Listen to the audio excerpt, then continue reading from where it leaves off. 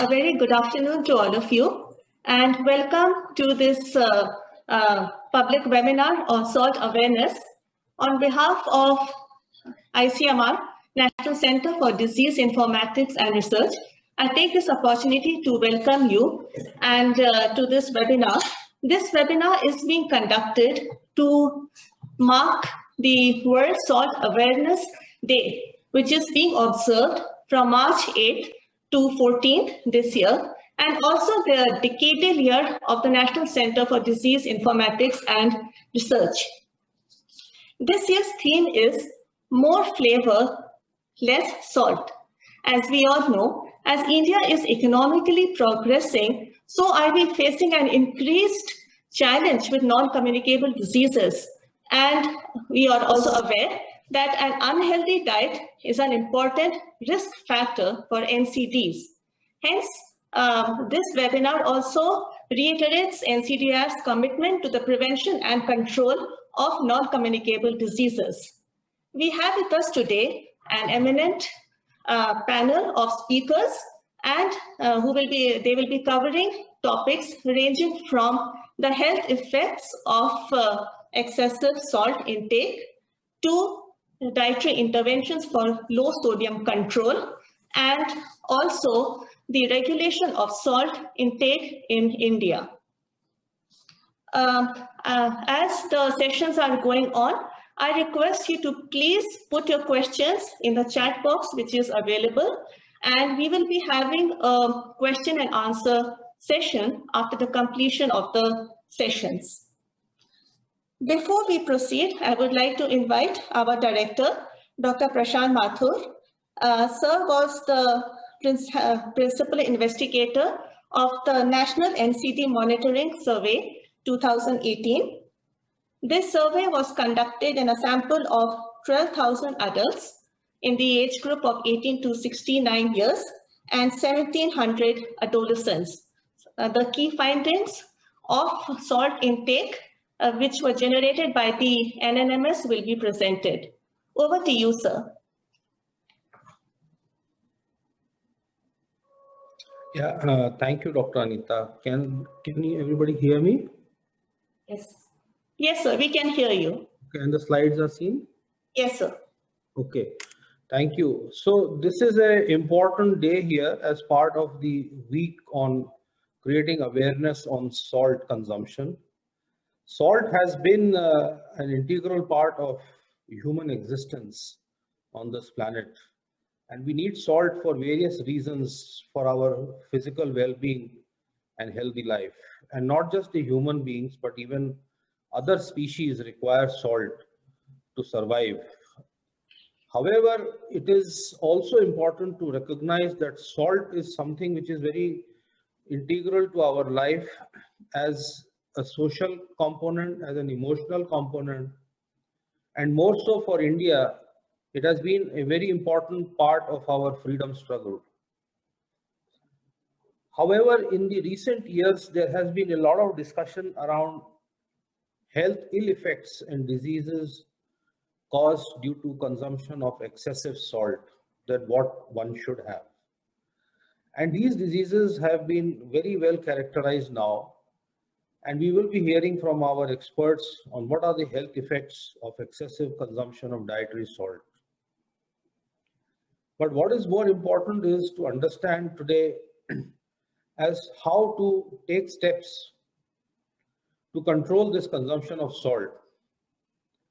And we have given a description of the word SALT as seek alternatives to love taste, so that you love the taste of what you eat while keeping your salt consumption at recommended levels of 5 grams per day, which is 1 teaspoon. What I'm going to present is a very brief highlight from the National NCD Monitoring Survey, the result of which were published in January this year, the report. And we came out with a publication in PLOS One just about a week, 10 days ago. And from that, we are presenting some excerpts on salt. So this is one of the first national level salt assessment studies done using very valid methods. And it does not only measure salt, it also collects information on some other aspects related to salt consumption. It is important to know that India is a signatory to the World Health Assembly declaration to reduce salt consumption by 30% by the year 2025. And also there are other 9 more targets which India has to achieve, including 25% reduction in raised blood pressure. And so this survey, which was a comprehensive national NCD specific survey, was done across the country in 300 urban and 300 rural areas, including 12,000 households, which covered adults from 18 to 69 years of age and adolescents from 15 to 17 years of age. In the adults, we did the salt study also. In 3,000 adults, we did the estimation of urinary excretion of sodium. And also we did a survey of the nearest health facilities, both in the public and in the private sector. This is the distribution of on the left, you see all the areas where the survey was done. And on the right, you will see the map showing the various points where the data for sodium excretion of in the urinary samples was collected as a surrogate marker for salt consumption. So it's a fairly representative salt information across the country that we collected. And what we found, to our surprise, was that at the national level, we consume 8 grams of salt per day, which is higher than what the World Health Organization recommends for each individual and adult as 5 grams per day. And we noted differences between rural areas and urban areas, amongst men and amongst women. As you can see that urban men consume much higher levels of salt per day as compared to women and those in the rural areas. So only around 1% of men were consuming less than 5 grams of salt per day, but higher proportions of women were following the recommendations. We also looked at issues of how much consumption of food which contains high salt was there, at least once in a week. And we see that whether it is urban or it is rural areas, the largest proportion was from homemade chutneys, panna, pickle, etc., which are prepared at home, which are local dishes, which are home-based dishes, but have a very high salt content. Followed by our local savories and namkeens, papad, chips, soya. And as you go, you will see rural and urban differences. From this, it appears that rural areas are consuming higher proportions of salt containing food items, and these are locally and home-based manufactured. We also looked at perceptions of consumption of salt or high salt containing food. 13% felt that we consume far too much salt. So at least there is some assessment that people think that yes, we do consume a higher proportion of salt. And 60% felt no, we just consume what we should. And similarly, another 20% thought that we consume less than what we should. So there is a divergence and divergent opinion about people about how much salt do they consume. If you look at the attitudes of extra dietary salt, we see that added extra salt to food, it's an Indian habit and a culture that besides the salt which is used in cooking the food, we often add additional salt before we consume it. But happily, 55.8% in urban and 41.2% in rural adults said they did not add salt to the food that they ate. And a small proportion of 13% and 16% said that they always add salt before they eat the food. What it gives us is that we are still at a salvageable position, that if we ramp up our awareness, if we are able to make community engagement to understand how much salt are we consuming, we will be able to tackle this menace. Knowledge on extra salt and dietary intake. 31% believe that extra salt intake affects health. And yes, this is a good picture for us. It gives us a ground to cover which there is already 1/3 conviction over there. Now, we also looked at what measures people took to reduce the salt consumption. And one can look at it and you can add to this list of how they started avoiding eating food prepared outside home, limit consumption of high salt containing food, use spices other than salt when cooking for taste, and that is the theme of this Salt Awareness Week, more flavor, less salt.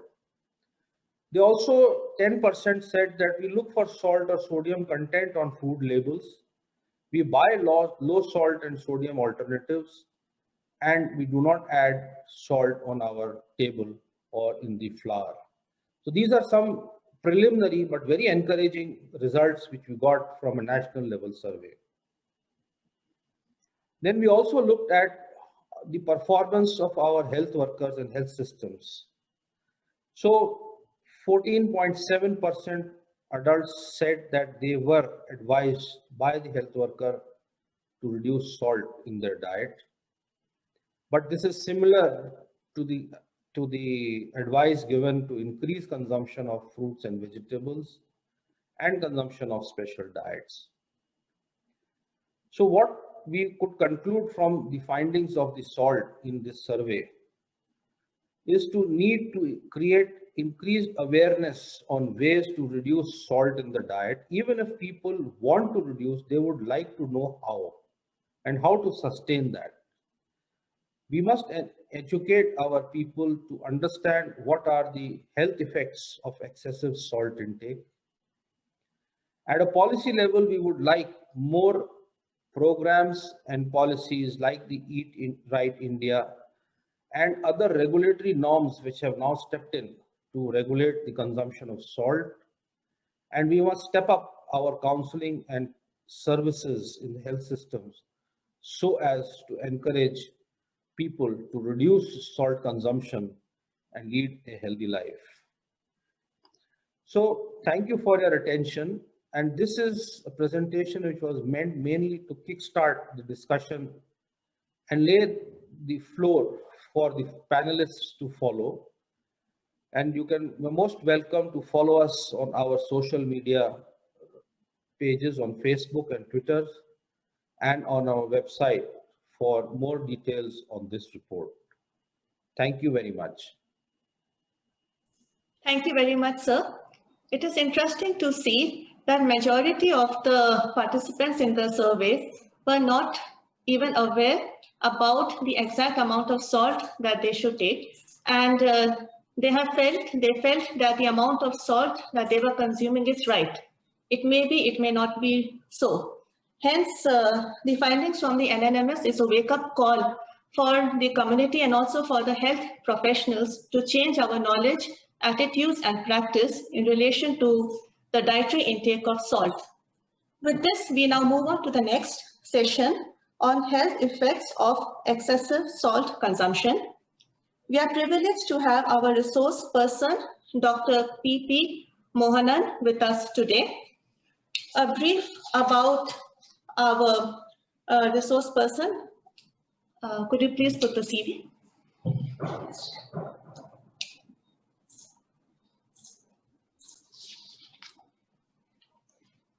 Dr. P.P. Mohanan is the president of the Cardiological Society of India.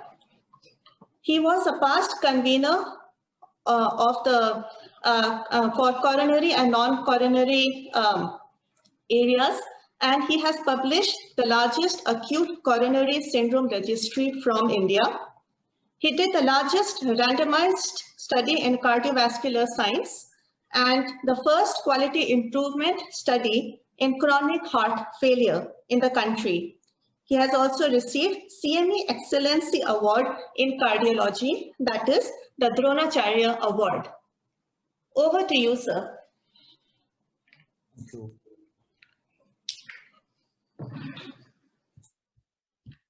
Are you able to see my screen? Yes, sir. Thank you. Thanks for the opportunity. It was very interesting data what Prashant Mathur has presented, and I'm relieved to know that we are not that bad in this part of the world.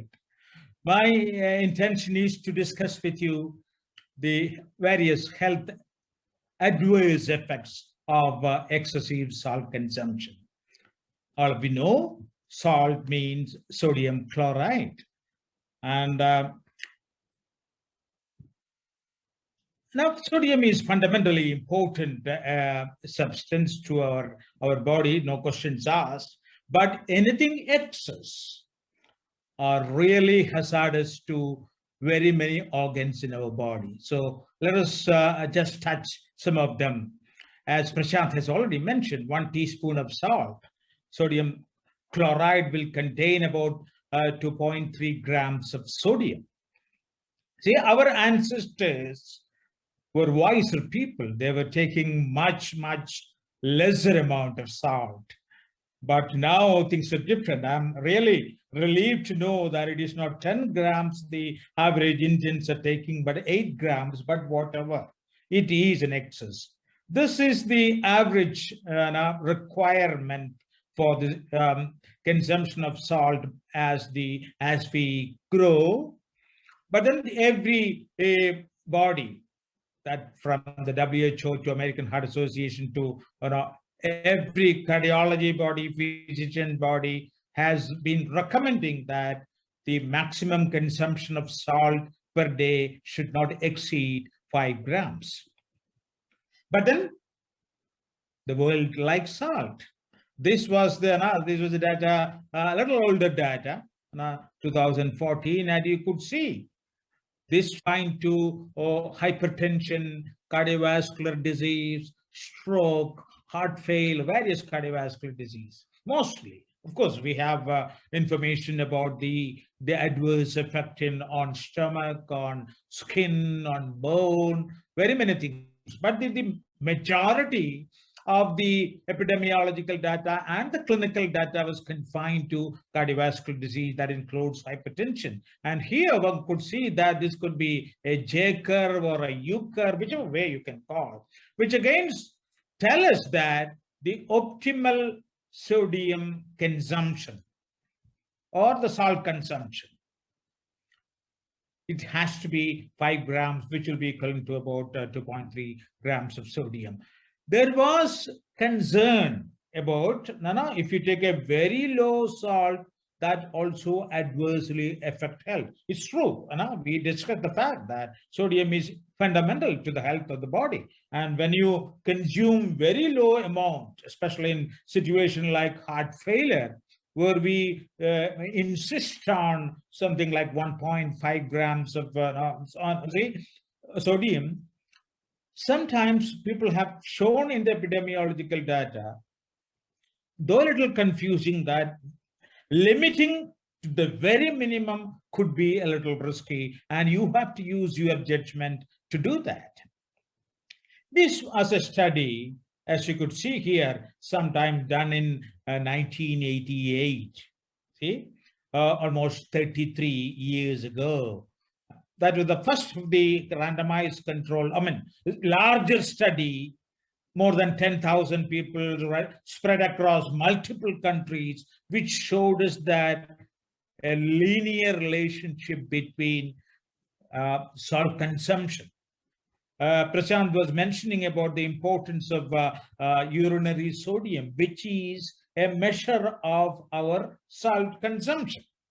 See, there is no other way, Anna. My consumption, I will not be able to tell you. I don't, people at home don't weigh the salt and then put it in and use. So basically, the best estimate, the best marker of my salt consumption, everyday consumption, will be the assessment of urinary sodium. And this was done in the INTERSALT study and showed that there is as we increases our salt consumption, the chances of development of increasing blood pressure are very, very high. And mind you, blood pressure is the bane of our country. We supposed to have about 270 million hypertensive in our country, in India. We are, you can easily say, the hypertension capital of the world. And that leads on to very many diseases, heart attacks, strokes, and kidney disease, too many diseases. And this is 2020 data. So from 1988, the interest lingers, the research continues. We learn so many things about the very many models, and it all tells us that as the sodium consumption, as the salt consumption increases, the chances of somebody developing cardiovascular disease increases, somebody developing stroke, the two deadly diseases which causes the maximum DALI in the population, both are adversely affected by an excess salt. I mentioned about the salt and blood pressure. Now, the maximum data of adverse impact of salt is on elevated blood pressure in human beings. Now, and we have also very many data which tell us that now this is the famous DASH diet, dietary approaches to stop hypertension, which essentially is a vegetarian diet, something like the Mediterranean diet with rich in vegetables, fruits, low calorie, essentially low fat, low sodium. We have a DASH sodium trial segment also. And all of them has shown that when we decreases our salt consumption, when we decreases our calorie, definitely we reduce to bring down our blood pressure. See, interestingly, when we increases the salt consumption, it increases something called a hormone called ghrelin. Vessel damage. It adverse. I just gave you an example, one hormone. There are multiple, the sympathetic system, the renin-angiotensin system, the ghrelin system, so many hormonal pathways are involved. The inflammatory pathway is augmented. It makes it, salt makes it a pro-inflammatory status. The immune responses, the monocyte response, the T cell responses are subdued by excess salt. The gut microbiota gets damaged with your excess salt. The gastric mucosa, there is again increasing reports of incidence of gastric cancer with salt from epidemiological data and others, even though we don't have too many data, but it's a concern. So we talked about the bone metabolism, increasing calcium excretion, even alteration in the fat metabolism, and of course, increasing calorie intake. So these results in cardiac damage, brain damage, kidney damage, and other involvement of bone, subcutaneous tissue, kidney, stomach, and it gives you a whole lot of adverse illnesses which can be sort of blamed at its root on excess salt. It's not the one alone. I will admit that. So the maximum levels of evidence of the diseases, as I was mentioning, is for hypertension association. The level of evidence is highest with the hypertension, stroke, cardiovascular disease, increasing thickness of your left ventricle, abnormal decrease in the glomerular filtration, increasing calcium excretion, bone demineralization, and of course, now fluid retention. For the others, the strength of scientific evidences are not on strong footing, but there are evidences of accruing. So you have a host of adverse events that's happening with. I just mentioned about the pathobiology of the adverse. How does this excess salt causes all these damages? There could be, as I said, it's a multi-phase biological, and the clinical studies has shown there is a J shape or a U shape, whatever. It doesn't matter whether it is J or U, my dear. So there is a relation between when it comes to the effect of sodium or salt. That means you have to be also careful about very low sodium. Too much is harmful, and as I said, too little can be, it can have consequences, though you have to be careful about that. Cardiovascular disease mortality increases definitely when you increase your salt consumption. And it has been shown to be associated with very many diseases: systemic vascular disease dysfunction, arterial stiffening, altered renal function, left ventricular hypertrophy, cerebral circulatory dysfunction, alterations of sympathetic flow, and alteration in the bone content. So it's imperative that we observe the WHO limit of taking 5 grams of salt daily. Thank you very much for your kind attention. Thank you very much, sir, for so clearly and concisely explaining the relationship of salt intake with effects which go even beyond high blood pressure. It is also interesting to note that 70% of the salt comes from processed foods or from eating food from restaurants. Before we proceed to the next session, I would like to once again request you to please put your questions and answers in the chat box so that we can have a vibrant question and answer session after all the talks are done. With this, we now move on to the next session on dietary interventions for low salt intake. We are pleased to have Dr. Shweta Khandelwal with us today. Dr. Shweta is the head of nutrition research from the Public Health Foundation of India in Delhi. She is a trained and experienced public health nutrition researcher, and she has been working in the area of maternal and child health nutrition since the past 15 years. Not only does she have a great passion for teaching, but she is also heavily engaged into research activities, and she serves on the expert panels constituted by the FSSAI and the Ministry of Health and Family Welfare. She has been the founder member and leader of the online public health nutrition course at PHFI. She has published 65 peer-reviewed articles and has contributed to more than 150 stories in international and national print and online media. Above all, she has also won several prestigious fellowships, awards, and recognition in the area of public health nutrition, including the DST Young Scientist Award, WHF's Emerging Leader, and AIM's Significant Contribution to the Nutrition Field, plus Amity's Best Faculty in PHM. Over to you, Dr. Shweta.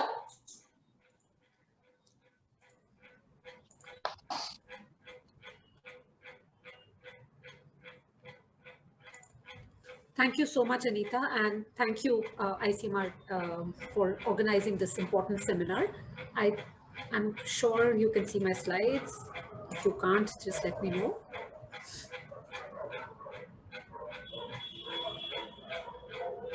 Okay, I presume that it's visible. All right, so thank you for the opportunity, and this is a very important topic as Dr. Mathur and Dr. Mohanan have been describing to us. आज मुझे ये बताया गया है कि ज़्यादा लोग those who enroll for this public lecture talk are mostly from normal population, in the sense that they may not have the scientific background to understand too many technicalities. So I've tried to keep it at a pitch which hopefully most of us will be easy to understand, but notwithstanding the fact that everything which I will say today in the presentation comes with evidence from research studies, which are either from meta-analysis to controlled trials, randomized controlled trials, and so on, cohort studies, and so on and so forth. So wherever you feel the need to clarify, please put your questions in the chat box and we will try to get at them. मुझे लगा कि ये start करना जरूरी है कि जैसा अन्न वैसा मन और जैसा मन वैसा तन. हम लोगों को salt and sodium are certain things which we associate with a lot of emotional value, like Prashant was mentioning before. A lot of things in our Indian culture, whether it's happiness or it's sad, these kind of restrictions for salt and for sugar are a part of our culture. So it's important that we recognize today that you are what you eat. We say this very easily, but sometimes take 2 minutes to absorb and reflect on these sayings. Essentially, this highlights the fact of the rising public health nutrition problems in India that we are also visualizing. Lancet very clearly, including the global burden of disease data, very clearly puts out that poor diets are now the #1 risk factors for the global burden of disease data.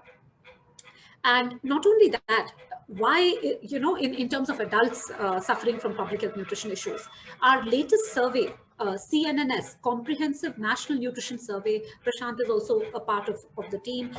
He, in fact, chairs the group on NCDs along with Dr. HPS Sachdev, and they really put out all these statistics in front of us, which are difficult to digest, that our own younger population from India is being pushed towards NCDs so early on. Unke risk factors NCDs ke chahe wo hypertension ho, look at 5% of our adolescents are already towards hypertension. The other risk factors like cholesterol, like triglycerides, are also among at least 10% of our Indian children. There's also overweight and obesity, which is rising amongst our 10 to 19-year-olds. As you can see, India at 5%, and this is even worsening. The NFHS 5, findings of preliminary findings are out from 22 states, and that has been very clearly documenting that overweight and obesity is rising rapidly across all states in India. The risk of diabetes also is rising in India among our young ones. 9 to 10% of our kids are, are pre-diabetic already. And why, if you see all these NCDs, one of the major risk factors which we put is change in our diets, change in our, what we are eating and the way we are eating. What we are eating and the way we are eating, these two are very important to recognize here at this point. क्योंकि हम क्या खा रहे हैं उससे बहुत important है कि हमारे disease के risk factors क्यों साथ में confound हो रहे हैं. आप देखिए आजकल जब भी हम parties करेंगे या कुछ भी करेंगे बच्चों के लिए भी या adults के लिए, everybody wants to go out. To a joint, to a restaurant, to some place which is fancy, which serves a lot of processed foods, ultra processed foods, if I may say so. And you will see that not only those, but even the foods which are being consumed at home, like Prashant was mentioning in his preliminary talk, have high amounts of HFSS, that is high fat, salt, sugar. All these things. And why am I talking about the other things as well? देखिए, हम खाने में चम्मच भर के खाना में salt नहीं खाते. We eat salt as a part of our diets, a part of our meals, right? So please remember that when we are eating salty foods, it is also indirectly increasing the intake of sometimes fat, sometimes sugar, because that's how it is correlated in the diet matrix. And so it's very important for us to recognize that the risk factors for hypertension, which are listed out here in this slide, are also opportunities which we can use to decrease blood pressure in our bodies. So high dietary salt intake, aapko sare experts ne abhi bataya already that the sodium intake should be less than 2300 milligrams or 1 teaspoon of salt. Obesity, the BMI of your, as per your age should be in the category which is listed. So obesity के लिए एक general cutoff rule बोलते हैं कि 25 से ऊपर अगर आपका BMI है तो आप obesity की तरफ हैं और थोड़ा कम करना चाहिए वजन. So that is also very important to keep. in mind. High alcohol intake also fuels hypertension, and so in Indian context, 1 drink for women and 2 small drinks of 30 ml by men is what is usually seen in the literature. Although studies recently are even confounding that and saying that that also is too much for Indian population. Physical inactivity. हम सबको पता है, WHO भी बोलता है, and many other organizations also have shown benefits of being regularly active on most days of the week.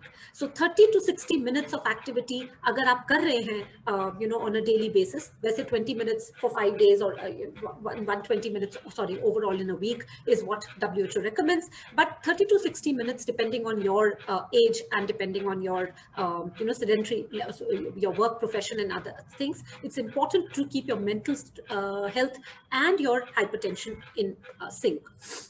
Smoking, obviously, उसका कोई minimum value नहीं है. As जितना आप quit कर सकते हैं smoking or tobacco, that is the best. Inadequate vegetable and fruit intake. WHO ने और ICMR both recommend increasing vegetable and fruit intake. India is abysmally low, about 280 or 220 grams of vegetable and fruit intake हमारा होता है, जबकि होना चाहिए 400 to 500 grams per day. तो हम almost half की category में आते हैं. तो, and of course, one major factor is income and you know, disposable income, because usually vegetables and fruits are seen as expensive items. But nevertheless, that's what the policy advocacy case is made for, that to subsidize healthy fruits and vegetable options for people, for layman, so that people have this in an accessible way. In addition, like Dr. Mohanan was mentioning towards the end of his talk, salt intake has been seen very correlated with obesity. There are a lot of studies now actually, which are 1,000 milligrams per day, which amounts to 5 grams per day of salt is what is recommended.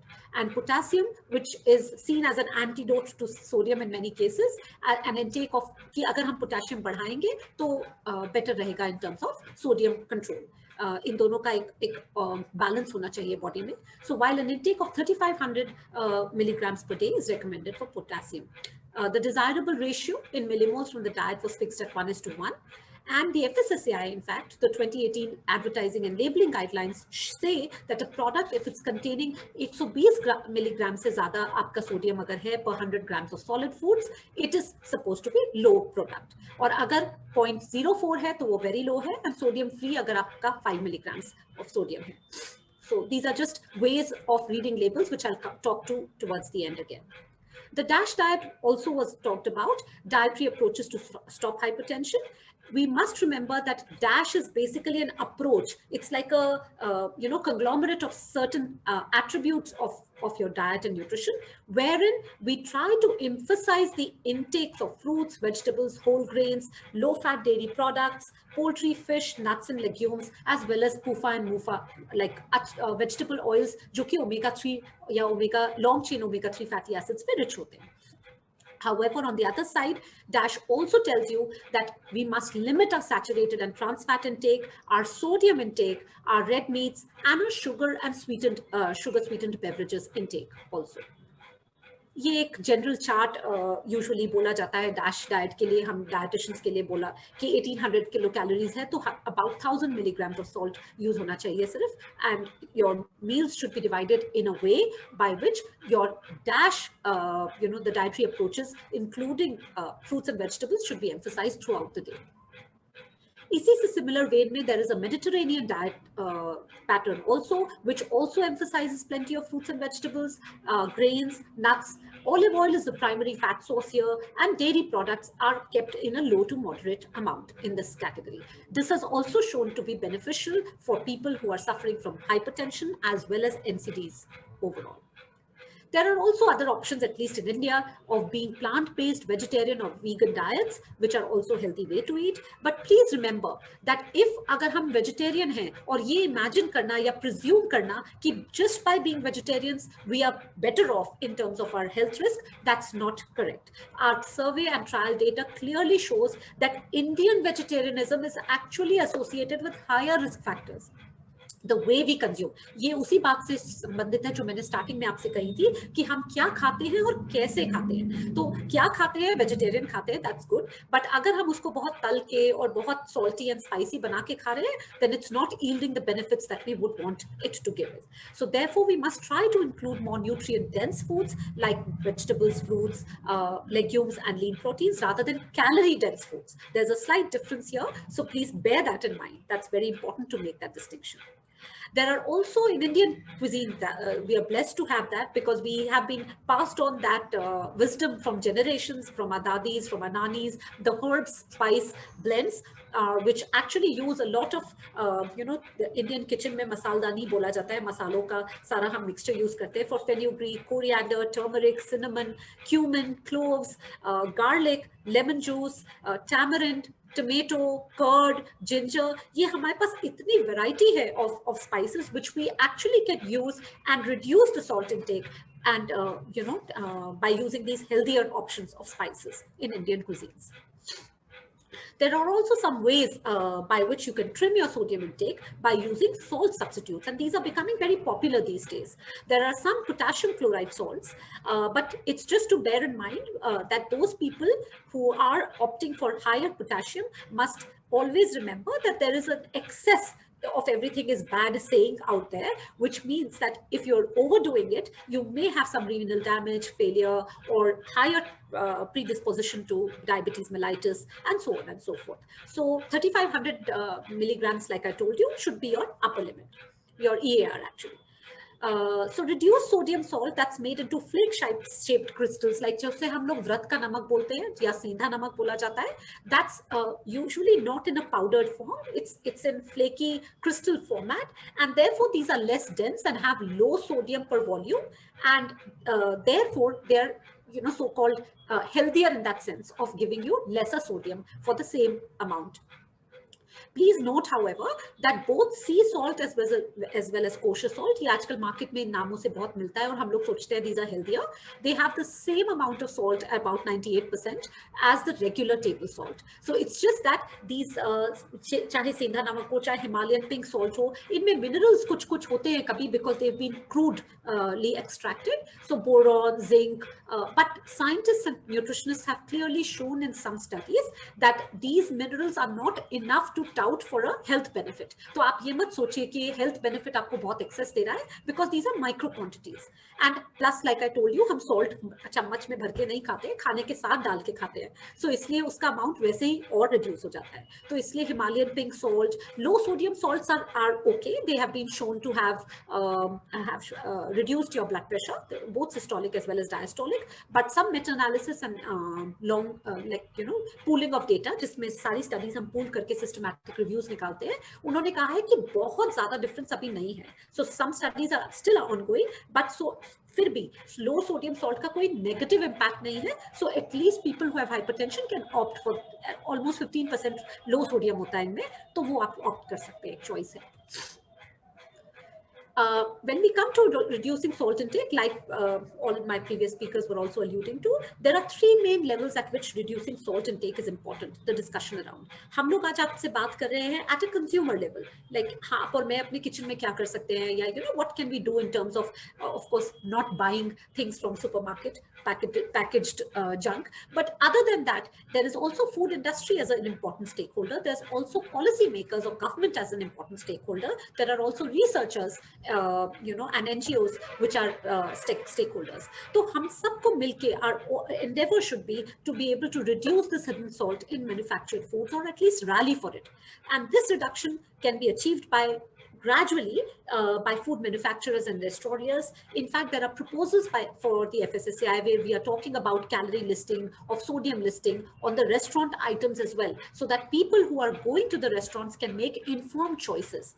And people labeling को बहुत important महत्व दिया जाता है इसमें, because जो पीछे बहुत आसानी से पढ़ा जा सकता है sodium, SODIUM करके, and ये आजकल लोगों को awareness हो गई है कि sodium and salt are something which we have to be watchful about when we are talking about hypertension. So these things also need to be re-emphasized and reiterated right from the school level, so that the children, our youth ambassadors, are actually the messenger or carrier of this message. In fact, increased government monitoring is also something which studies have shown works a lot. This was one of our groups has published in PLOS a qualitative study where they have identified why ye to bahut home science colleges, NIM, IDA, Indian Dietetic Association, Nutrition Society of India, CFTRI and others, which are also devising reformulation of products which have low sodium. Public lectures can be organized at schools, canteens, mess should be made aware. All these are likely to increase the consumer demand and also help development of lower salt foods in the sector. Now, many times I always get asked that हमारे तो tongue पे ही salt का वो taste है Indians का, we won't be able to do without it. And एक दो दिन छोड़ेंगे, तीसरे दिन फिर से कर लेंगे. But please remember, the science backs me up here when I say that you can do it, because taste buds have been shown to get used to high salt levels, and these salt levels, if they are gradually reduced, 2 weeks के लिए थोड़ा सा कम किया pinch, फिर थोड़ा कम किया, so then the taste buds are able to adapt. If you go directly from 5 to 2, maybe your taste buds are not going to adapt. So it takes a few weeks to enjoy the food with less salt and reveal subtle flavors. So practical tips for a common man, therefore, include e-reading of nutrition labels, choosing wisely, and also having portion control.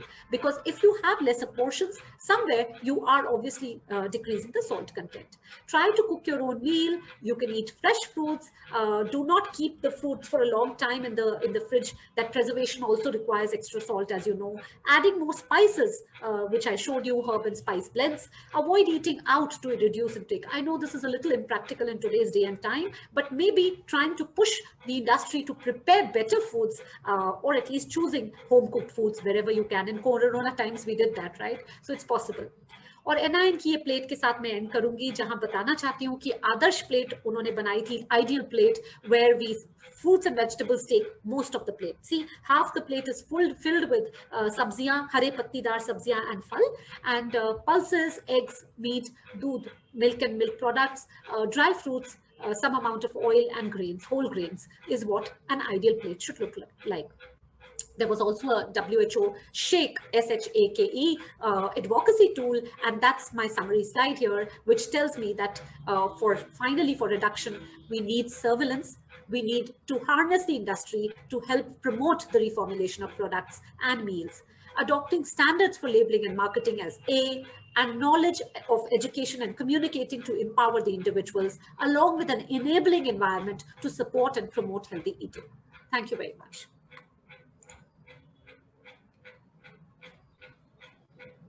Thank you very much, Shweta, for those very practical and evidence-based tips. It is true, we are not only what we eat, but also the way we eat.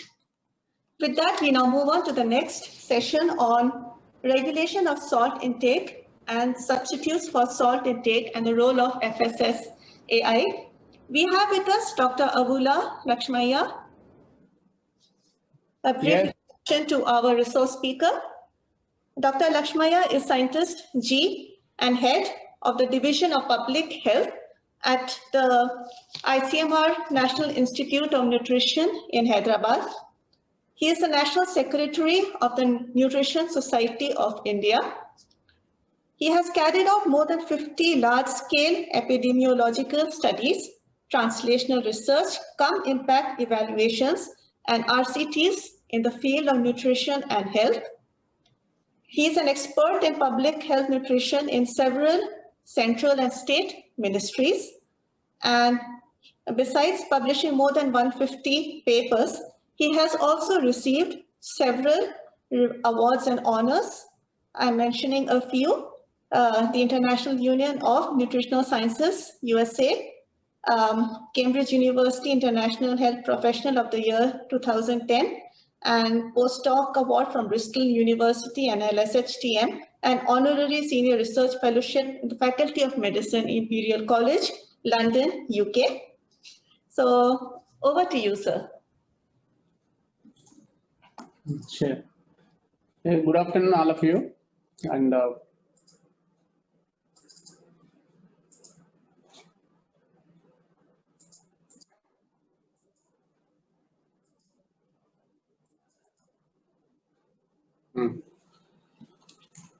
is it my slides are visible? Dr. Anita? Yes, sir, we can see the slides. Yeah.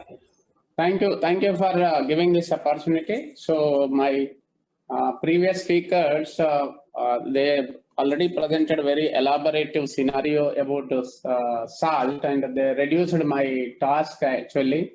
I'm very much thankful for all the previous speakers, and they talked about very details. And I will talk about more on the action side, and I realize some of the public health orientation is a public health problem.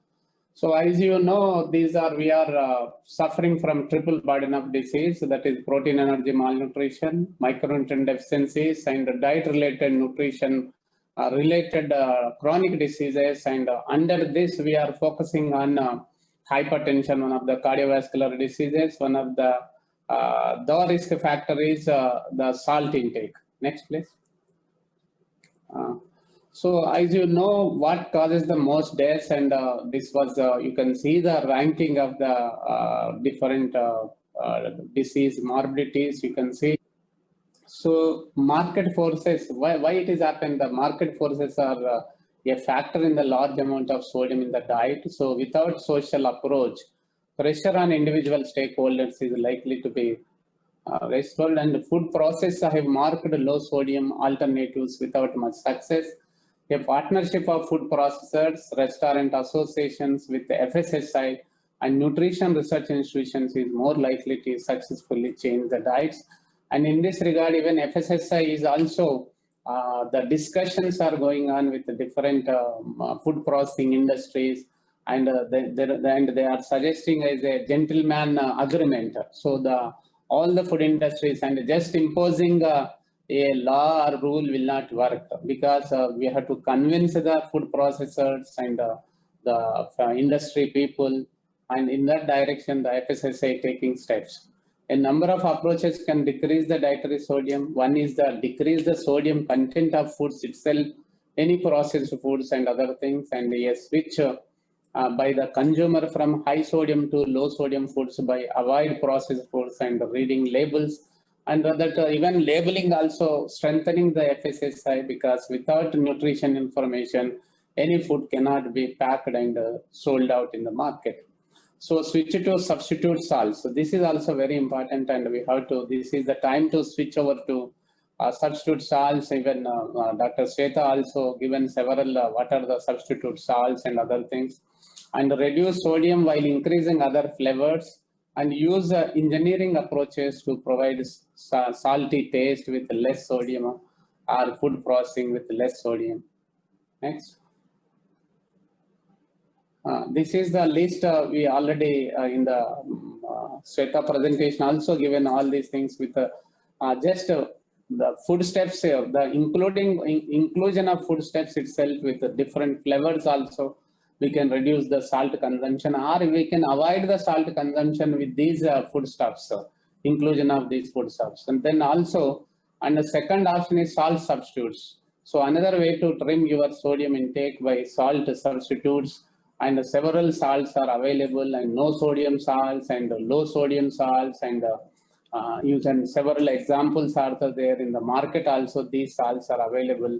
Only thing is we have to create awareness among the population, and what is the problems in using high salt, and what are the alternatives are available. And even some of the things are not much costly also, because those things also we have to create awareness. Next, please.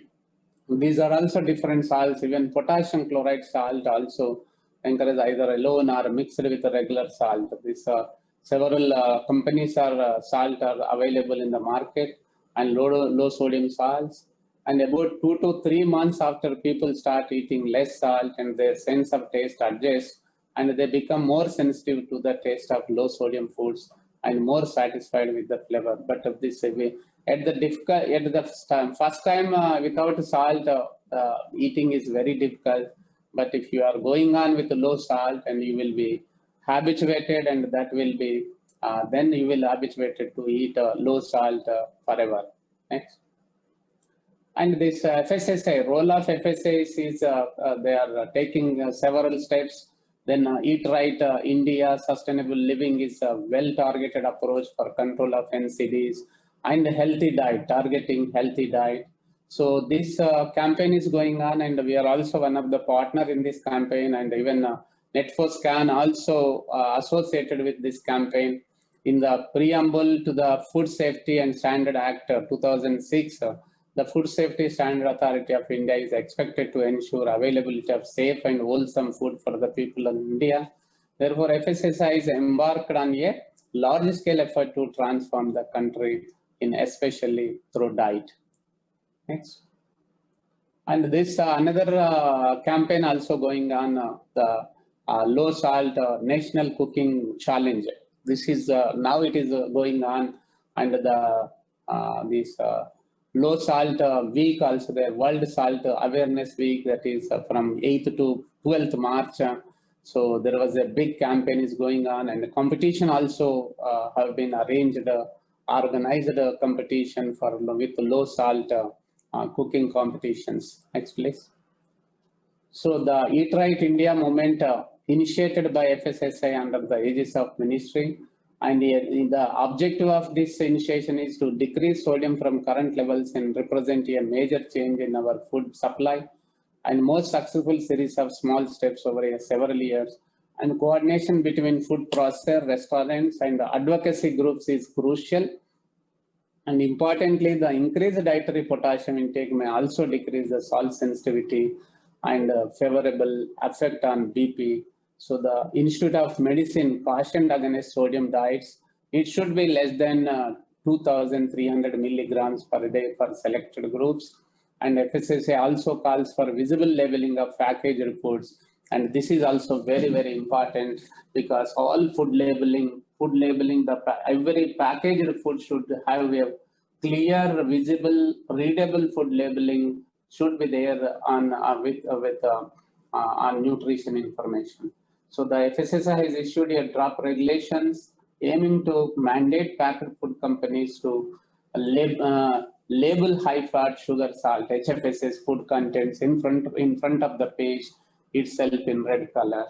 So FSSAI another campaign on HFSS foods is so aase thoda kam khao for good health. So the high salt sodium should be reduced in your food intake. Next, please.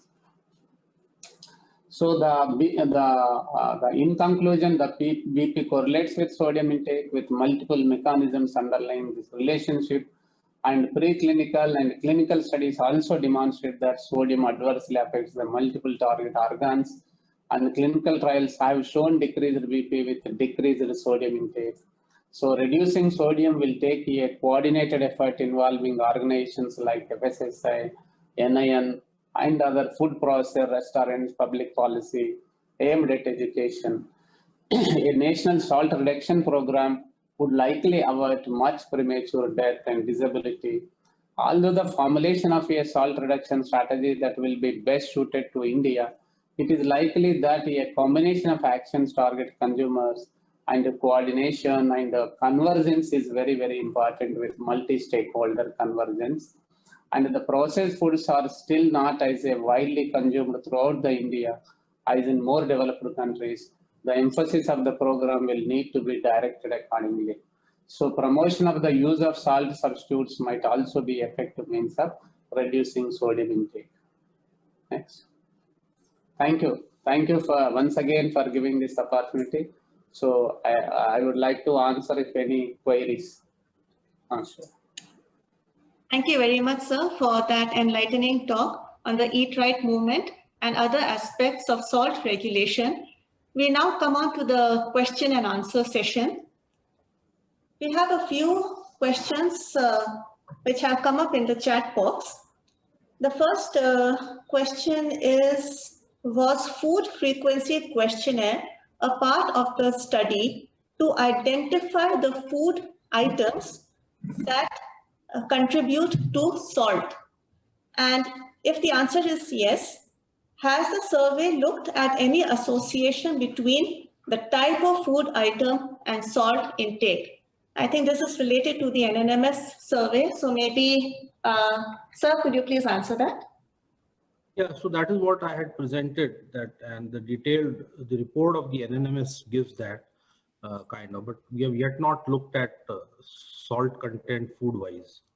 So that's not part of the analysis, but it gives a broad picture of the kind of food categories which were consumed and the salt levels in the population. Thank you, sir. There's another question from Mr. Ranjit Vishwanath. The question is that I advised one of my elderly patients to stop salt. How much salt I am consuming? Dr. Shweta? Yeah, thank you for the question. So like I said in my presentation, there are 2 or 3 ways by which you can at least be watchful. As you know, we've shown most of the surveys are showing that Indians on an average are consuming between 7 to 10 grams of salt. So we are definitely in excess of salt that we are consuming, right? And so everybody can benefit from a little reduction, whether it's reducing your chutneys, achars, even if the portion sizes are reduced, that's a good way. Completely eliminating them from the diet may not be suitable for many people. So what I'm saying is go gradually, do a gradual reduction of the portion sizes and the amount of sodium or salt added per serving size also should be reduced. So there are 2 ways by which you can be watchful at home. Secondly, in terms of things which are purchased from outside, usually at the back they list there is a nutrition labeling. You must read how much sodium is there, and by that you will get an idea. Even the packaged products which has got like bad sort of labeling, which is not standardized, still they mention salt at 12%, sugar है 5%, कुछ ऐसा एक rough figure वो देते हैं, तो उससे थोड़ा idea आपको लगेगा और खाने से हमें taste से पता चलता है these are high salt product foods. So you can be watchful if you require. Thank you. Thank you, Shweta. There is a question from Mr. Sumant MM, and I think this is related to the discussion on the J curve of low sodium and high sodium intake. So the question is, can we get sufficient sodium with natural diet without any additional salt? So I think maybe Dr. Mohanan, sir, could you please answer that, or maybe Shweta? All of us can help. Shweta first. See, I was referring to, and I've posted that in the chat box also, there's a very nice meta-analysis which clearly shows you that while high salt is not recommended, going to a 0 level is also not recommended. So there is a higher chance of mortality at the lower end as well. So, and like Dr. Mohanan was telling, pure data, TOHP data, there are several other trials, and Dr. Alderman, he always advocates that, you have to use a sense of discretion. So it's important that we realize that without any additional salt may or may not work for people, but in population level studies, it's shown that some amount of added salt by sodium chloride, that's what we mean, is actually working out to be beneficial. Dr. Lakshmaya, you can also. Yeah, actually the invisible salt also coming through food. So because I have shown in one of the slides, so how much salt we are getting through food and how much salt we are getting through added salt. So in cooking, so at anywhere some salt is added, that is enough, but only we advise that don't use as a table salt. So while cooking is okay, and some invisible salt also coming through different food groups, even that will also contribute some extent. So those things are enough as per our observation. I think most of us are talking in the same platform. See, if you avoid any salt on your table, yeah, that is good enough. We don't need to be very absolute saying that, oh, no salt even during cooking. There is no need for that. Our is a temperate climate. We should also know that. We are not. We have our own compulsions to take some salt. So it's judicial to avoid any salt on the table. Yes. And have 5 grams during cooking. I see. Thank you, sir. I see some hands being raised. Could you please put your questions in the chat box so that these can be taken up? There's another question from Mr. Sudarshan. And the question is there any difference between the Lakshmaya could answer that, please? that could be taken up? Yes, the quantity of the sodium content is different. In the crystal salt, even Dr. Sweta also, in her presentation, she already said, so the proportion of sodium content is less in crystal salt compared to other salt. So usually normal salt, 5 grams of normal salt will give 2.3 to 5 grams of sodium. So normal salt is a sodium chloride. Okay. Thank you, sir. There's another question, although it was already addressed by Shweta during her session. So I'll just repeat anyway, so I'll take up the question anyways. The question is, of the session, if there are any questions, you could please write to me. My email ID is already given in the flyer that was circulated. So at the outset, I would like to thank all our audience for joining us and for making this session interesting. And this encourages us to organize more such webinars in the future. I'm very grateful to all our resource persons for taking time out of their time-bound schedules and for being with us and for their patience, although we have crossed the limit of the webinar by, say, about 20 minutes. But thank you so much for being with us. I thank our director for his support and encouragement, and also all the staff of NCDIR who have participated in the conduction of this survey. Thank you very much. Please write to us and please follow us on our website, www.ncdirindia.org.